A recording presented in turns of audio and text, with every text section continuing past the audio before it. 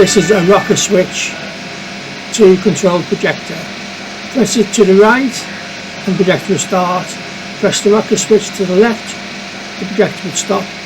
Push the switch in and the projector would change over from projector 1 to 2 or from 2 to 1. Here we have the rewind bench.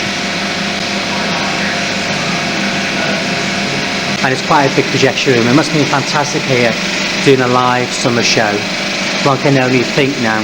And in the distance we see what is like an organ console, but in fact it's the lighting board. Just look at this amazing lighting board. You know, you can imagine Tom Jones on stage and they're all doing a bit, the lights doing this, the lights doing that. It must be amazing. But unfortunately, all the dimmers are now disconnected.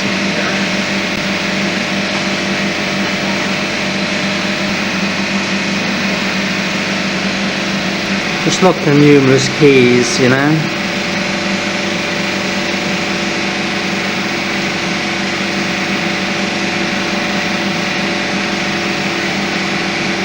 Wow, look, I mean, it's fantastic.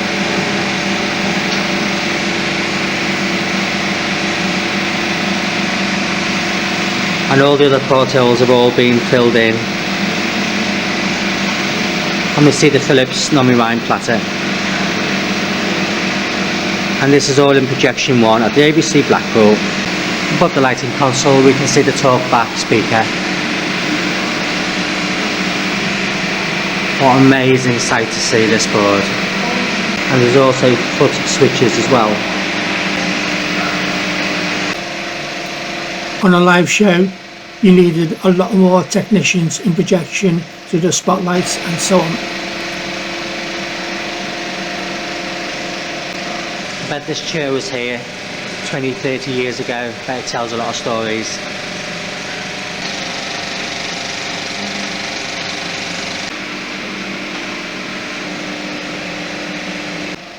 On a live show, the lighting engineer will sit at his console taking all his cues. I mean, just look at these dimmers. They're amazing, you know. So there's not connected now, so it's doing no harm, you know. But it's just, you know, did Tom Jones have that done to him? Or the Silver Black have this light put on, you know? Absolutely amazing.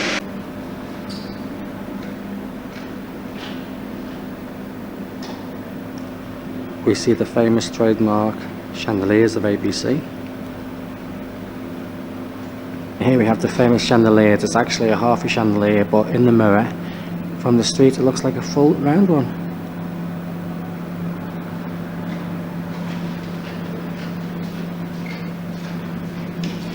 This was a superb theatre in its day.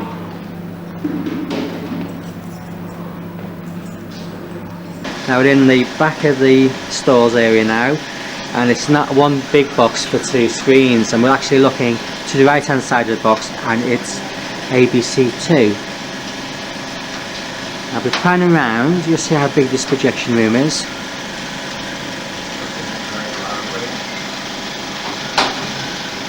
And there we've got ABC3.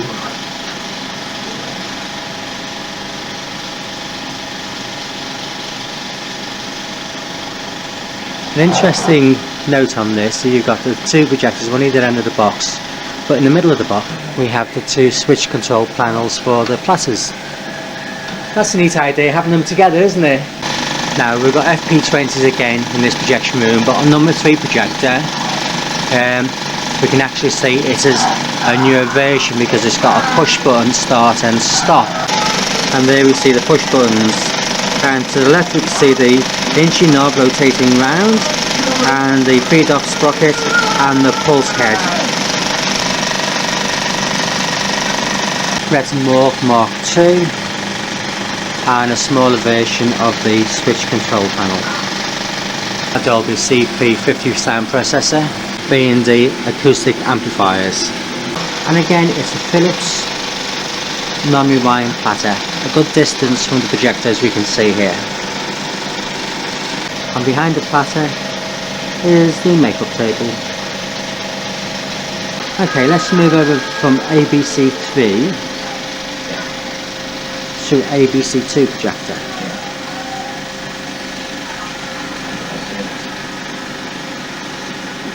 I'm just saying about these, I'm not seeing this type, it's a metal band, isn't it? I've not seen these before for the Philips. Oh, it's a Bakelite. I wonder if these are one of the originals. Because you know the new ones are like the grey plastic, aren't they? I've never seen these till I come here. I've No. worked on the towers, but Yeah. not on these. Alright. Now we'll look inside ABC2. You can see they've got festoon tabs and then they look nice.